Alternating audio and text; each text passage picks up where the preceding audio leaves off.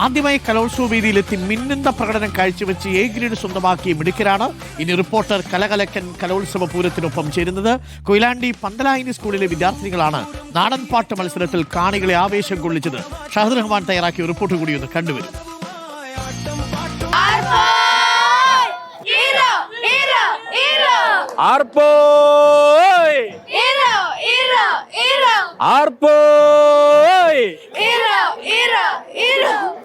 അപ്പം നാടൻ പാട്ടായിരുന്നു ഇവരുടെ മത്സരം. നാടൻ പാട്ടിൽ അങ്ങനെ മിന്നുന്ന പ്രകടനം കാഴ്ചവെച്ച കോഴിക്കോട്ടെ കൊയിലാണ്ടി ഏത് സ്കൂളാണ്?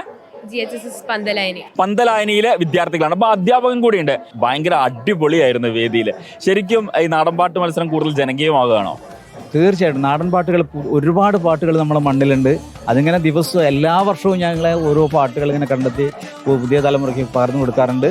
ഈ വർഷം എന്തെങ്കിലും ഒരു തോറ്റം പാട്ടാണ് നമ്മൾ എടുത്തത്. കഴിഞ്ഞ വർഷം ഒരു കൃഷിപ്പാട്ടാണ് എടുത്തത്.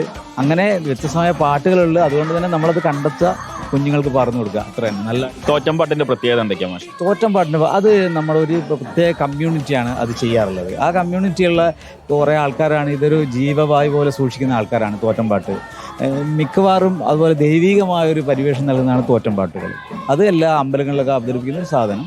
അതെന്തെങ്കിലും ഒന്ന് നമ്മുടെ ഈ തോറ്റം പാട്ടുകളൊക്കെ ഉണ്ടായത് പഴയ കാലത്ത് നമ്മുടെ അടിച്ചമർത്തപ്പെട്ടവൻ്റെ വേദനയിലുണ്ടായ കുറേ പാട്ടുകളാണ്. ആ പാട്ടുകൾ നമ്മൾ കണ്ടെത്ത കുട്ടികൾ പറഞ്ഞു.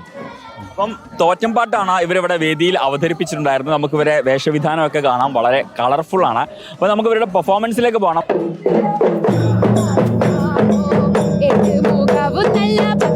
നല്ല